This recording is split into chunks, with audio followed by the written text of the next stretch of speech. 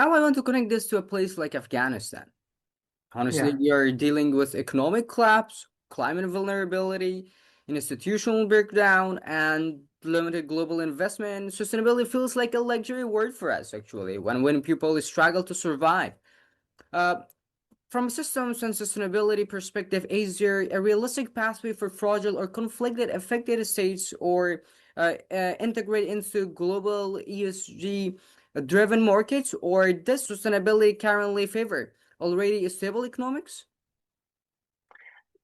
So first of all, I don't believe any market is truly driven by ESG. What I think is clear that stable environments, stable market environments make long-term sustainability investments easier because you have a certain level of certainty in predicting where the market is moving to, and that lowers the risks, right? And that makes it easier to make a long-term investment. That is, of course, different in a context that is more fragile or affected by conflict.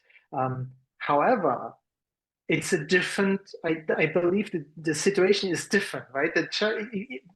Let's go back to stable economies. If you look at oil companies and automotive companies, they were established decades ago, sometimes even longer, right? They were set up and very well established in making cars. They've been doing for almost 100 years in some cases.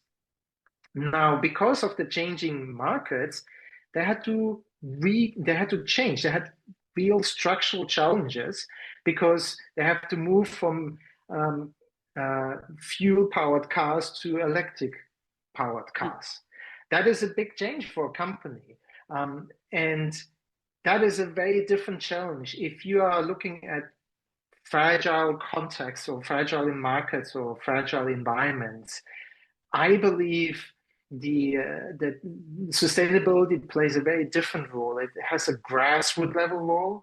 When you start something, if you are in a company or an individual, an entrepreneur in these environments, you can actually start with a focus on environmental and social impact right away from the start.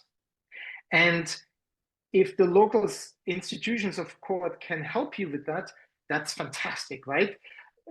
Sometimes that doesn't always happen. That makes it extra hard for an entrepreneur, right? Because you kind of want access to capital. If you don't have